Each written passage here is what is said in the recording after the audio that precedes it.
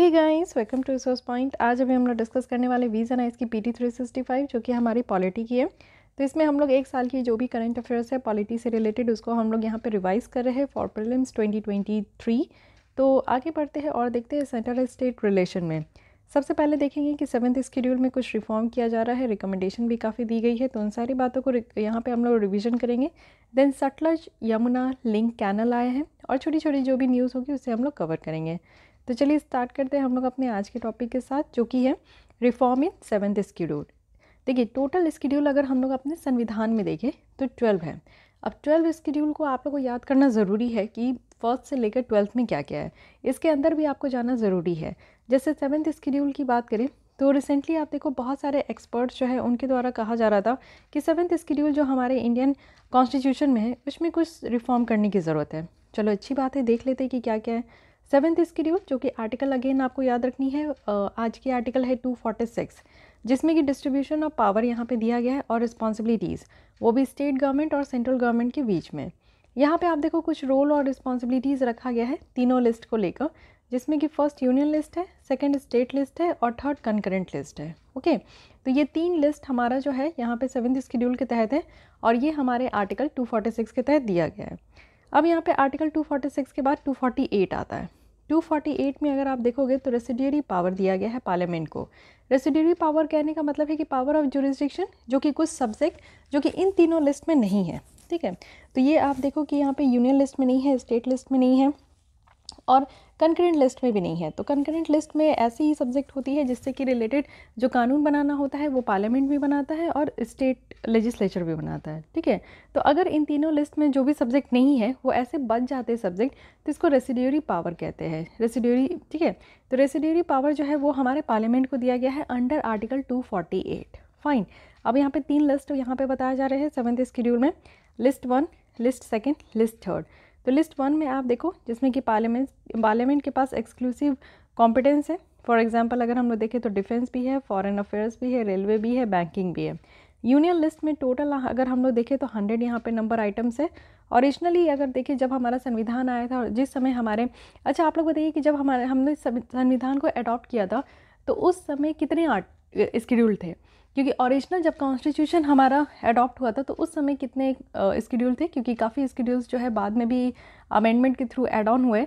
तो ओरिजिनल कितने थे, तो जब ओरिजिनल जब हमने यहाँ पे संविधान को अडॉप्ट किया था तो उस समय अगर देखोगे यूनियन लिस्ट में तो ओरिजिनल 97 यहाँ पे सब्जेक्ट था। बाद में ये अमेंडमेंट होते हुए यहाँ पे 3 सब्जेक्ट और ऐड किए गए। वहीं अगर लिस्ट सेकेंड में देखें तो लिस्ट सेकेंड में जितने भी सब्जेक्ट है उसमें स्टेट लेजिस्लेचर के पास पावर है कि यहाँ पे कानून बनाए, जैसे कि पब्लिक ऑर्डर हो गया, पुलिस है, पब्लिक हेल्थ है, सैनिटेशन है, बेटिंग गैमलिंग है। तो ये सब जो भी ऐसे स्पेसिफिक सब्जेक्ट है जिसमें कि स्टेट लेजिस्लेचर को पावर है कि वो यहाँ पे कानून बना सकते हैं। अब स्टेट लिस्ट में टोटल कितने सब्जेक्ट है, तो पहले तो 66 था लेकिन घट के 61 हुआ। क्यों? क्योंकि कंकरेंट लिस्ट अगर हम लोग देखेंगे तो ओरिजिनल ये 47 था, बाद में 52 हो गया। तो 5 आप देखो कि स्टेट लिस्ट से ऐसे कुछ सब्जेक्ट थे जिनको निकाल कर यहाँ पे कंकरेंट लिस्ट में डाल दिया गया। तो इसलिए कंकरेंट लिस्ट की जो नंबर है वो इंक्रीज़ हो गई बाय 5 एंड स्टेट लिस्ट में जो नंबर है वो डिक्रीज़ हो गई बाय 5। ओके, अब यहाँ पे कंकरेंट लिस्ट की बात करते हैं। कंकरेंट लिस्ट में जितने भी यहाँ पे सब्जेक्ट है 52 टोटल सब्जेक्ट है, इसमें जो यहाँ पे पावर है कानून बनाने का वो सेंटर को भी है जो कि पार्लियामेंट के पास है और स्टेट लेजिस्लेचर को भी है। जैसे आप कॉमन सब्जेक्ट देख सकते हो जिसमें कि दोनों को पावर दी गई है, जैसे एजुकेशन हो गया, पॉपुलेशन कंट्रोल हो गया, फैमिली प्लानिंग हो गई, क्रिमिनल लॉ हो गया, प्रोटेक्शन जो वाइल्ड लाइफ और एनिमल फॉरेस्ट को करना है। तो ये कुछ ऐसे सब्जेक्ट है जिसमें कि दोनों का यहाँ पे इक्वल नहीं, दोनों को यहाँ पे पावर दिया गया कि आप लोग अपने अपने हिसाब से कानून बना लो। ठीक है, अब यहाँ पे हम लोग देखते हैं कि 7th शेड्यूल को अमेंड करने की बात की जा रही है। तो प्रोसीजर जो है यहाँ पे 7th शेड्यूल को अमेंड करने का, तो बेसिकली आप देखो अमेंडमेंट कैसे होगा। शेड्यूल में अगर हम लोग को अमेंडमेंट करना है तो जो हमारे कॉन्स्टिट्यूशन को अमेंडमेंट करना होगा, तो यहाँ पे आर्टिकल 368 है जिसमें कॉन्स्टिट्यूशनल अमेंडमेंट की प्रोविजन दी गई है पार्ट 20 में। यहाँ पे क्या कहा जा रहा है कि अगर किसी शेड्यूल को, जैसे कि बेसिकली 7th शेड्यूल को अमेंडमेंट करना है तो हमें स्पेशल मेजोरिटी की ज़रूरत होगी पार्लियामेंट की। कहने का मतलब है कि majority of total membership of house and by majority of not less than 2/3 of the member of house present and voting. It means majority कहने का मतलब है कि स्पेशल मेजोरिटी जिसमें कि टोटल मेंबरशिप ऑफ हाउस की मेजोरिटी होनी चाहिए और 2/3 ऑफ मेंबर हाउस जितना प्रेजेंट है और जितना वोट कर रहे हैं। ओके, और कंसेंट यहाँ पे मिलना चाहिए half of the state legislature, वो भी सिंपल मेजोरिटी के साथ। तो जो यहाँ पे half of the state legislature का कंसेंट चाहिए वो सिंपल मेजोरिटी से यहाँ पे काम चल जाएगा। फाइन।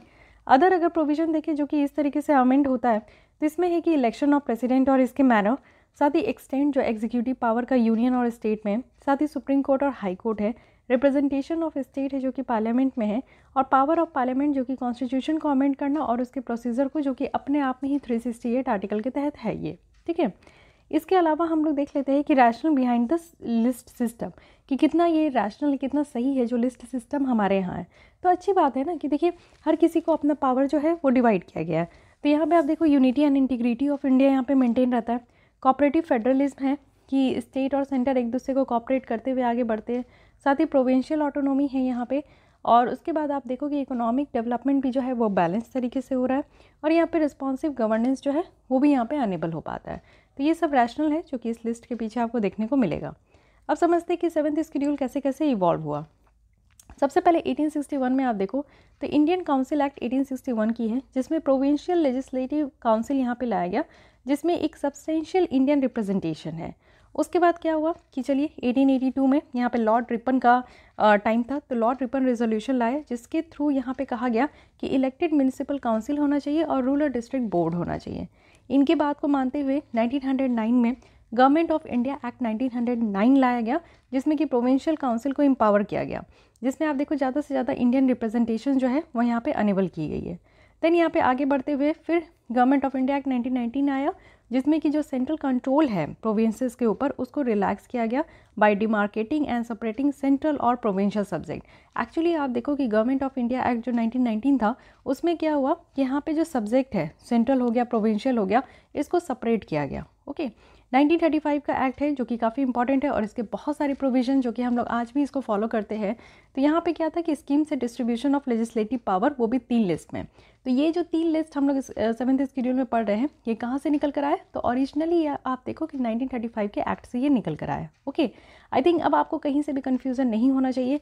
क्वेश्चन आपसे किसी भी तरीके से बने तो आई होप कि आप लोग इसका आंसर दे सको। फाइन। नेक्स्ट आते हैं Sutlej Yamuna link canal. News में इसलिए है क्योंकि सतलज यमुना लिंक कैनल जो है ये इशू कंटिन्यूज़ है। आज भी आप देखो कि अनरिजॉल्व्ड है हरियाणा और पंजाब के बीच में। तो यहाँ पे अगर इस कैनल के बारे में बात करें तो ये आप देखो कि 214 किलोमीटर लॉन्ग कैनल है जो कि सतलज और यमुना रिवर को कनेक्ट करेगा। और बेसिकली ये प्लान भी किया गया था 1966 में, जब से हरियाणा जो है वो पंजाब से निकलकर फॉर्म्ड हुआ था। साथ ही आप देखो कि यहाँ पे हरियाणा को एवरेज एनुअल शेयर देना है। जो रावी बीज वाटर का जो यहाँ पे पानी है ना, वो थोड़ा सा इसमें एनुअल जो इनको फ़ायदा मिलेगा, एवरेज एनुअल शेयर जो है सरप्लस का, वो यहाँ पे हरियाणा को प्रोवाइड करना है। हरियाणा अपनी जो स्ट्रेच है जो सतलज यमुना कैनल में है वो 1980 में इनका कंप्लीट होता है। वहीं अगर पंजाब का देखें तो ये राइपेरियन प्रिंसिपल लेकर आते हैं।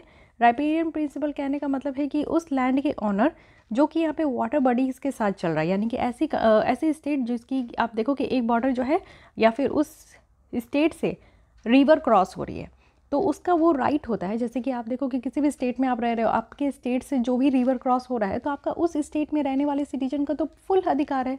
वैसे हमारे देश में इंडिया का सिटीजन होते, स्टेट के सिटीजन नहीं होते, तो please don't confuse between this. तो उस राज्य में रहने वाले जो लोग हैं उनका फुल कंट्रोल है कि हाँ इस जगह से ये रिवर गुजर रहा है तो हम लोग इसके पानी को इस्तेमाल करेंगे।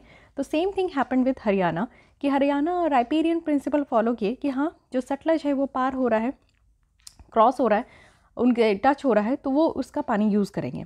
हरियाणा की अगर बात करें तो वो यहाँ पे सर्दर्न पार्ट ऑफ स्टेट जो कि वाटर प्रॉब्लम से जुड़ता है। देखिए हरियाणा में क्या है कि साउथ में आप हरियाणा में जाएंगे तो वहाँ पे पानी की बहुत कमी है, ठीक है, क्योंकि ग्राउंड वाटर का एक्सट्रैक्शन बहुत होता है। क्योंकि आपको पता है पंजाब हरियाणा में सबसे मेन रीज़न जो पानी की कमी है वो है राइस कल्टिवेशन। राइस कल्टिवेशन इतना हद से ज़्यादा होता है, पूरे हमारे देश का 80% जो राइस कल्टिवेशन होता है वो अकेले पंजाब और हरियाणा में होता है।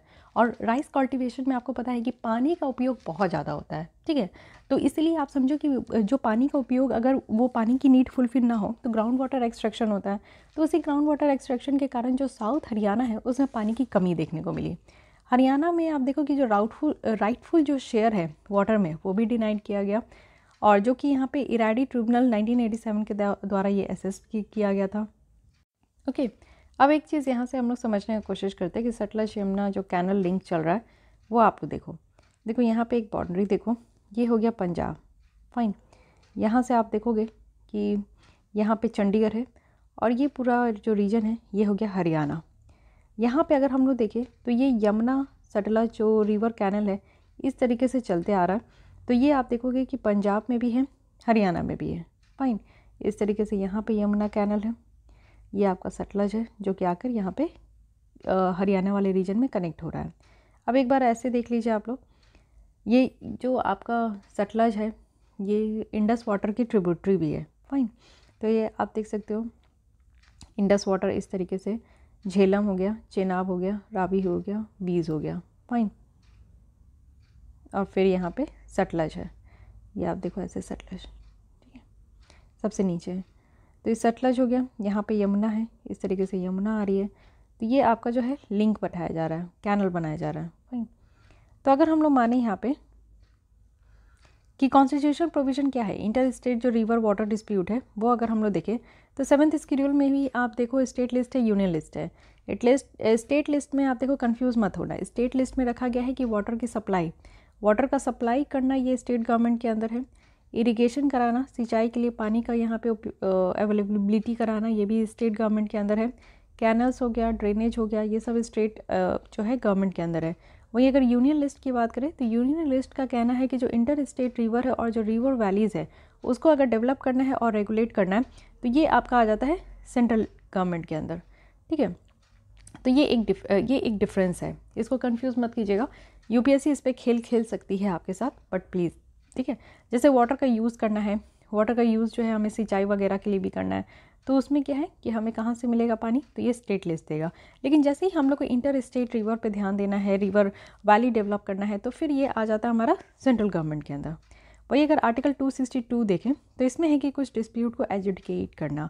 इट मीन्स कि जो भी यहाँ पे इंटर स्टेट रिवर हो गया, रिवर वाटर्स हो गया, उसके पानी से रिलेटेड अगर देखें पानी जो कि यहाँ पे आर्टिकल 262 के तहत यहाँ पे जो कन्फर्ड किया गया, तो इसमें इंटर स्टेट जो वाटर डिस्प्यूट एक्ट है वो यहाँ पे इनैक्ट हुआ था। अब inter state water dispute act क्या है, यहाँ पे सेंट्रल गवर्नमेंट को ये पावर दिया गया कि आप एक ट्राइब्यूनल सेट कर लो, ट्राइब्यूनल सेटअप कर लो, जिसमें क्या है कि देखिए वाजिब सी बात है कि अगर एक रिवर जो है 2 स्टेट से होकर गुजर रही है तो उसके पानी की शेयरिंग को लेकर और पानी की यूज़ को लेकर बिल्कुल से मुद्दा रहता है, हमेशा डिस्प्यूट देखने को मिलता है। तो ये सारे डिस्प्यूट जो है अगर हाई कोर्ट, सुप्रीम कोर्ट जाते हैं तो it will take longer time to resolve. तो ये बेटर है ना कि घर की बात घर पे ही ये रिजॉल्व हो जाए। इट मीन्स कि ट्रिब्यूनल बना लेते हैं और जो भी यहाँ पे राज्य सरकार को दिक्कत हो रही है पानी की शेयरिंग को लेकर, तो वो यहाँ पे आपस में ही निपटा लेते हैं। इसलिए यहाँ पे 262 आर्टिकल के तहत ट्रिब्यूनल बनाने का यहाँ पे अधिकार दिया गया। I am very sorry, not under article, ये है inter state water dispute act 1956 के तहत यहाँ पे ट्राइब्यूनल सेटअप करने का यहाँ पे जो है अधिकार दिया गया। अब ऐसा नहीं है कि ट्रिब्यूनल में कोई केस चल रहा है और उसकी अगर कोई जजमेंट आ जाता है, ऑर्डर आता है ट्रिब्यूनल से, अगर कोई ऑर्डर आ जाता है तो वो फाइनल नहीं होगा, ऐसा नहीं है। वो फाइनल होगा और ये बाइंडिंग होगा कि पार्टीज़ को आपको मानना ही है, यानी कि स्टेट को ये मानना ही होगा जो भी यहाँ पे ट्राइब्यूनल के द्वारा ऑर्डर दे दिया गया। उसके अलावा अगर हम लोग inter state river water dispute amendment act देखें जो कि अमेंड किया गया, तो इसमें क्या है कि जो डिस्प्यूट सेटलमेंट मैकेनिज्म है उसको रिप्लेस किया गया bye setting a dispute resolution committee. पहले था कि डिस्प्यूट सेटलमेंट मैकेनिज्म होगा, बट इसको हटाकर डिस्प्यूट रिजोल्यूशन कमेटी लाया गया और एक सिंगल परमानेंट ट्रिब्यूनल बनाया गया जिसमें कि यहाँ पे डिस्प्यूट सेटलमेंट किया जाता है। जो इस तरीके की डिस्प्यूट है ना, आप देखो कि जो भी रिवर एक स्टेट से लेकर दूसरे स्टेट में गया वो डिस्प्यूट का कारण बन जाता है। जैसे अभी हम लोग देखते हैं कि हमारे यहाँ पे इतने सारे रिवर है लेकिन डिस्प्यूट आप देखो कहाँ कहाँ है। ये जो रावी, बीज और सतलज है, ये तीनों रिवर जो हमारे यहाँ है, तो इसमें आप देखो पंजाब, हरियाणा, राजस्थान है। नर्मदा रिवर आप देख सकते हो, नर्मदा रिवर में MP, गुजरात, महाराष्ट्र, राजस्थान है। वहीं आप अगर महादाई रिवर देखें तो ये यहाँ पे आप देखो कि गोवा, कर्नाटक, महाराष्ट्र है। कृष्णा रिवर अगर हम लोग देखें तो यहाँ पे महाराष्ट्र, आंध्र प्रदेश, कर्नाटक है। वहीं अगर हम लोग यहाँ पे गोदावरी देखें तो गोदावरी में आप देख सकते हो महाराष्ट्र, आंध्र प्रदेश, तेलंगाना, कर्नाटक, उड़ीसा, मध्य प्रदेश है। कावेरी की बात करें तो कावेरी में कर्नाटक, तमिलनाडु, केरल, पुडुचेरी है। पेरियार की बात करूँ तो इसमें तमिलनाडु और केरल है। तो इस तरीके से आप लोग देख सकते हो कि इतनी रिवर है और इतनी स्टेट जो है वो कंसर्न्ड है। इट मीन्स कि आपको यहाँ पे सिर्फ सतलज और यमुना कैनल के बीच में ध्यान नहीं देना, आपको इतने सारे सब पे ध्यान देना है कि कहाँ कहाँ पे कौन कौन सी रिवर के बीच में कौन कौन सी स्टेट के कौन कौन सी रिवर को लेकर कौन कौन सी स्टेट के बीच में यहाँ पे डिस्प्यूट है। Okay, it may be asked ना, किसी भी तरीके से पूछा जा सकता है। ओके, आगे बढ़ते कुछ छोटे छोटे न्यूज़ भी देख लेते हैं। 9th शेड्यूल की बात की जा रही है। 9th शेड्यूल में क्या है कि झारखंड असेंबली जो है एक बिल क्लियर की है कि रिजर्वेशन को इंक्रीज़ करना। जैसे गवर्नमेंट की जो पोस्ट रहती है वो यहाँ पे खाली रहती है, तो 77% तक यहाँ पे जो है इंक्रीज़ करना रिजर्वेशन। तो गवर्नमेंट के द्वारा ये कहा गया है कि सिर्फ सेंटर के द्वारा ही यहाँ पे बताया जाएगा, यानी कि जब सेंटर यहाँ पे कहेंगे तभी ये ऐसा फोर्स में आ पाएगा। अब देखिए 9th शेड्यूल जो है सबसे पहला शेड्यूल है जो कि यहाँ पे आप देखो फर्स्ट अमेंडमेंट के थ्रू इसको ऐड किया गया था, क्योंकि कुछ कानून के ऊपर आप देखते हो कि हमेशा ये रहता था कि वो फंडामेंटल राइट को वायलेट कर रहा है। ठीक है, तो यहाँ पे जो कुछ कानून ऐसे होते थे जिसको बार बार अमेंडमेंट किया जाता था, तो ये चीज़ें कह दी गई कि अब कुछ कानून को अगर फर्दर यहाँ पे कोई अमेंडमेंट की ज़रूरत ना हो या फिर फर्दर उसमें कोई भी तरीके की छेड़खानी ना हो उस कानून में, तो वैसे कानून को उठाकर जो है 9th शेड्यूल में रख दो। ये चीज़ हुआ IR Kollu versus state of Tamil Nadu के केस में कि सुप्रीम कोर्ट के द्वारा कहा गया कि कोई भी कानून अगर आप समझो कि 9th शेड्यूल में रख दियो तो इसका मतलब ये नहीं कि उसके ऊपर जुडिशियल रिव्यू होगा ही नहीं। इट मीन्स कि जुडिशरी के पर्व्यू से बाहर रखने के लिए यहाँ पे लोग क्या करते थे कि उस कानून को 9th शेड्यूल में रख देते थे। बट ये IR कोल्लू और वर्सेज स्टेट ऑफ तमिलनाडु से ये क्लियर हो गया कि आप बेसिक स्ट्रक्चर से ये नहीं गायब हो सकता। तो बेसिक स्ट्रक्चर का जो टेस्ट यहाँ पे होता है उससे स्किप नहीं कर सकते। उसके अलावा armed forces special power act है, तो ये भी AFSA है, ये एक बहुत ही इंपॉर्टेंट टॉपिक है। तो इसको मिनिस्ट्री ऑफ होम अफेयर्स के द्वारा यहाँ पे रिमूव किया गया। ठीक है, और कहाँ कहाँ, तो आसाम, नागालैंड, मणिपुर के कुछ पार्ट से। इसमें अगर हम लोग देखें, इसी के साथ अगर आप देखो कि armed force special power act में ये कुछ पार्ट में अभी भी है, जैसे कि आसाम, नागालैंड और मणिपुर के कुछ पार्ट से इसको हटाया गया, बट कुछ पार्ट में अभी भी है। साथ ही अरुणाचल प्रदेश और जम्मू कश्मीर के भी कुछ पार्ट में है। तो ये आप कह सकते हो कि हमारे देश में टोटल 5 स्टेट ऐसे हैं जिसमें कि कुछ पार्ट में है, अब होल में नहीं है। ये बड़ी बात है। ठीक है, धीरे धीरे इसको रिमूव करने की कोशिश की जा रही है, क्योंकि आप देखो इसमें क्या होता है ना कि काफ़ी स्पेशल पावर दे दिया जाता है। एक सेक्शन है 4 जिसके तहत काफ़ी स्पेशल पावर, और सेक्शन 6 है जिसमें काफ़ी छूट दिया गया है आर्म्ड फोर्सेस को कि वो यहाँ पे डिस्टर्ब्ड एरिया में काम करें। डिस्टर्ब्ड एरिया कहने का मतलब है कि जो भी यहाँ पे आसपा एक्ट के सेक्शन 3 के तहत यहाँ पे डिफाइन किया गया है, जब कुछ पार्ट या फिर पूरा ही स्टेट या यूनियन टेरिटरी इस तरीके के कंडीशन में आ गया है जहाँ पे आर्म्ड फोर्सेस को वहाँ पे मदद करने के लिए इस्तेमाल किया जा रहा है सिविल पावर में, तब उस एरिया को हम लोग डिस्टर्ब्ड एरिया, इट मीन्स कि वहाँ पे आप देखो कि या तो आतंकवादी बहुत ज़्यादा है या तो वहाँ पे जो है किसी भी तरीके से लॉ एंड ऑर्डर मेंटेन नहीं हो पा रहा है, तब उस एरिया में लॉ एंड ऑर्डर मेंटेन करने के लिए, पीस रखने के लिए यहाँ पे आर्म्ड फोर्सेस को लाया जाता है। डिस्टर्ब्ड एरिया की बात करें तो ये गवर्नर ऑफ स्टेट के द्वारा डिक्लेयर किया गया और एडमिनिस्ट्रेटर ऑफ यूटी के द्वारा ये डिक्लेयर किया जाता है, या फिर सेंट्रल गवर्नमेंट के द्वारा डिक्लेयर किया जाता है कि हाँ भैया किस राज्य में कहाँ पे कौन सी जगह पे ये डिस्टर्ब्ड एरिया है। ठीक है, इंटर स्टेट काउंसिल की बात करते हैं तो सेंट्रल गवर्नमेंट के द्वारा यहाँ पे फिर से इंटर स्टेट काउंसिल बनाया जा रहा है। अब ये जो इंटर स्टेट काउंसिल बनाया जाता है ना, ये हमारे संविधान में बाकायदा एक आर्टिकल 263 के तहत मेंशन्ड है, और यहाँ पे कहा गया है कि एक काउंसिल इस्टेब्लिश करना है, ऑथराइज करना है, साथ ही डिफाइन करना है कि इस काउंसिल के द्वारा क्या क्या ड्यूटीज़ परफॉर्म करनी है। इसी में आप देखो कि ये जो हमारे यहाँ इंटर स्टेट काउंसिल बनाया जाता है, बाकायदा ये हमारे यहाँ जो सरकार या कमीशन थी 1990 में, उनके रिकमेंडेशन के बेसिस पे ये फॉर्म होता है। तो इंटर स्टेट काउंसिल के बारे में देखें तो यहाँ पे जो प्रेसिडेंशियल ऑर्डर के तहत ये मिनिस्ट्री ऑफ होम अफेयर्स के तहत इसको इस्टेब्लिश किया गया।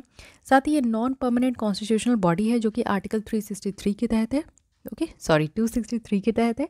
यहाँ पे प्राइम मिनिस्टर होते जो कि इस काउंसिल के चेयरमैन होते, और सारे स्टेट के चीफ मिनिस्टर होते। साथ ही साथ यहाँ पे 6 यूनियन मिनिस्टर्स होते हैं as a member. Chief minister अगर आप यूटीज़ के देखो जहाँ पे लेजिस्लेटिव असेंबली है, एंड एडमिनिस्ट्रेटर होते हैं यूटीज़ के जहाँ पे लेजिस्लेटिव असेंबलीज नहीं है। यूनियन होम मिनिस्टर यहाँ पे चेयरमैन होते हैं जो स्टैंडिंग कमेटी के, और 10 यूनियन मिनिस्टर्स जो है ये परमानेंट इन्वाइटीज़ होते हैं। इनका काम है कि 2 स्टेट या 2 से ज़्यादा स्टेट के बीच में अगर कोई भी डिस्प्यूट है तो उसको यहाँ पे इंक्वायरी करना, साथ ही इन्वेस्टिगेट करना और डिस्कस करना उन सारे सब्जेक्ट में जिसमें कि 2 स्टेट या उससे ज़्यादा या फिर यूनियन का भी एक कॉमन इंटरेस्ट है। साथ ही यहाँ पे रिकमेंडेशन भी बनाना फॉर बेटर कोऑर्डिनेशन, जो भी पॉलिसी एक्शन के तहत जो बेटर कोऑर्डिनेशन की ज़रूरत है तो उसके तहत यहाँ पे रिकमेंडेशन वगैरह भी बनाना। इसके अलावा अगर देखें तो 25 ईयर्स हो चुके Indo Naga seize fire agreement, यानी कि सीज़ फायर एग्रीमेंट जो यहाँ पे गवर्नमेंट ऑफ इंडिया और नेशनल सोशलिस्ट काउंसिल जो नागालैंड के हैं वो यहाँ पे 1 अगस्त 1997 को हुआ था। बहुत सारे मल्टीपल राउंड ऑफ टॉक्स के बाद जो फ्रेमवर्क एग्रीमेंट है जिसमें कि national socialist council of Nagaland है ये जाकर साइन हुआ था 2015 में। तो पीस प्रोसेस जो फेल्ड हो गया था क्योंकि डिसएग्रीमेंट थी, यानी कि यहाँ पे जो नागा फ्लैग था और जो नागा कॉन्स्टिट्यूशन था इसके बीच में बन नहीं रही थी, जिसके कारण यहाँ पे जो डिस्कशन था प्रोसेस था वो फेल हो गया। Post devolution revenue deficit grant, what is this all about?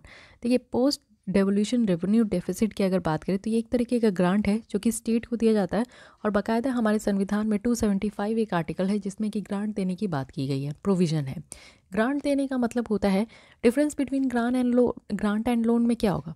देखिए ग्रांट क्या होता है कि अगर सेंट्रल गवर्नमेंट के द्वारा कुछ पैसे अगर ग्रांट दिया जा रहा है स्टेट गवर्नमेंट को तो स्टेट गवर्नमेंट के ऊपर वो लाइबिलिटी नहीं होती है कि उनको रिटर्न करना है। लेकिन लोन क्या होता है कि लोन यहाँ पे अगर स्टेट गवर्नमेंट को दिया जाता है तो with time and with interest यहाँ पे रिटर्न किया जाता है लोन, वो भी सेंट्रल गवर्नमेंट को। ओके, तो ग्रांट यहाँ पे रिलीज़ किया जाता है to state as per the recommendation जो कि सक्सेसिव फाइनेंस कमीशन के द्वारा दिया जाता है। फाइन। नेक्स्ट है यहाँ पे ऑटोनोमस डिस्ट्रिक्ट काउंसिल। तो यहाँ पे ऑटोनोमस डिस्ट्रिक्ट काउंसिल की बात करें तो खासी हिल ऑटोनोमस डिस्ट्रिक्ट काउंसिल है मेघालय में, जिन्होंने ये अपोज किया कि स्टेट गवर्नमेंट की जो डील थी आसाम के साथ की जो भी बॉर्डर डिस्प्यूट है आसाम और मेघालय का वो रिजॉल्व किया जाए। तो यहाँ पे जो ऑटोनोमस डिस्ट्रिक्ट काउंसिल है उन्होंने यहाँ पे बात करने से मना कर दी। तो देखिए ऑटोनोमस डिस्ट्रिक्ट काउंसिल जैसे नाम पे ही है कि ऑटोनोमस है, इट मीन्स कि ये इंडिपेंडेंट काउंसिल है, ये अपने मन से तरीके से ये काम करते हैं। तो ये जो इस्टेब्लिश किया गया है ये आप देखो 6th शेड्यूल के अंदर। तो अभी हमने 7th देखा, 9th देखा, now it is 6th। Okay, 6th और 5th शेड्यूल में एक कॉमन डिफरेंस है, तो इसको याद रखना है कि 6th शेड्यूल में कौन कौन से स्टेट है और 5th शेड्यूल में कौन से स्टेट आते हैं। तो 6th शेड्यूल के तहत आप देखो कि यहाँ पे इस्टेब्लिश किया गया 6th शेड्यूल, जिसमें कि आप देखो कि यहाँ पे आसाम, मेघालय, त्रिपुरा, मिजोरम को रखा गया है। इनकी एडमिनिस्ट्रेशन इस शेड्यूल के तहत से होती है। आज की डेट में अगर हम लोग देखें तो आसाम, मेघालय, मिजोरम, त्रिपुरा मिलाकर टोटल 10 ऑटोनोमस डिस्ट्रिक्ट काउंसिल है। और यहाँ पे जो कंपोजिशन है हर एक ऑटोनोमस डिस्ट्रिक्ट काउंसिल में ये एटलीस्ट 30 मेंबर यहाँ पे होते हैं और 4 जो है वो सरकार के गवर्नर के द्वारा नॉमिनेट होकर आते हैं और 26 जो है वो इलेक्ट होकर आते हैं। पावर अगर हम लोग ऑटोनोमस डिस्ट्रिक्ट काउंसिल का देखें तो गवर्नर जो है उनको इतना पावर दिया गया है कि वो यहाँ पे एरिया यानी कि जो भी डिस्ट्रिक्ट है उसके एरिया को बढ़ा या घटा सकते हैं। साथ ही उस डिस्ट्रिक्ट का नाम भी चेंज करना है तो यहाँ पे गवर्नर अकेले कर सकते हैं। काउंसिल में आप देखो कि यहाँ पे सिविल और क्रिमिनल जुडिशियल पावर दोनों रखा गया। साथ ही इन सारे काउंसिल की अगर जुरिस्डिक्शन देखें तो ये जैसे हाई कोर्ट की जो यहाँ पे जुरिस्डिक्शन है उसी के तरीके से यहाँ पे इसको भी जुरिस्डिक्शन दिया गया है। तो पावर बहुत ज़्यादा होता है ऑटोनोमस डिस्ट्रिक्ट काउंसिल में, तो इसको यहाँ पे समझने की ज़रूरत है। ओके, महाजन कमीशन के बारे में अगर हम लोग देखें तो 1966 में सेंटर के द्वारा महाजन कमीशन सेटअप किया गया था कि बॉर्डर डिस्प्यूट को रिजॉल्व करना। बॉर्डर डिस्प्यूट कहाँ तो महाराष्ट्र, कर्नाटक, केरल। तो ये कमीशन के बारे में डायरेक्टली आपसे पूछा जा सकता है, तो याद रखना कि महाराष्ट्र, कर्नाटक, केरल के बीच में जो बॉर्डर डिस्प्यूट है उसको रिजॉल्व करने के लिए ये कमीशन का गठन हुआ। इस कमीशन की जो रिकमेंडेशन है वो यहाँ पे 264 विलेजेस के लिए है जो कि ट्रांसफर किया गया था महाराष्ट्र को। ठीक है, और महाराष्ट्र ने रिजेक्ट कर दिया इस रिपोर्ट को और सुप्रीम कोर्ट में गए थे। बट इसके बाद ये डिस्कशन निकल कर आया जो बेलगावी है वो आज भी यहाँ पे कर्नाटक का पार्ट है। ओके, तो guys this is all about this article. इस अभी हमने यहाँ पे देखा। साथ ही कल हम लोग स्टार्ट करेंगे जुडिशरी के अंदर जितनी भी 1 साल के तहत यहाँ पे टॉपिक होगी उसको हम लोग यहाँ पे अलग से कवर कर लेंगे। ओके, तो अगर आप लोग को विजन है इसकी टेस्ट सीरीज भी सॉल्व करनी है साथ ही साथ जो कि आपके अपकमिंग प्रीलिम्स के लिए काफ़ी ज़्यादा हेल्पफुल होने वाली है, तो आप लोग जो ईमेल आईडी दी गई है डिस्क्रिप्शन बॉक्स में उस ईमेल आईडी पे मेल करके फर्दर आप लोग यहाँ पे उस टेस्ट सीरीज़ के साथ ज्वाइन कर सकते हो और जो भी क्वेरीज है वो इस ईमेल आईडी में आपकी कंप्लीट हो जाएगी। तो अब तक 3 टेस्ट कंप्लीट हो गए हैं, आगे भी आप लोग की हर एक संडे और एवरी वेडनेसडे को यहाँ पे एक टेस्ट आप लोग को प्रोवाइड किया जाता है। तो गाइज़ आज के लिए बस इतना ही, मिलती हूँ कल इसी टाइम पे, तब तक के लिए थैंक यू।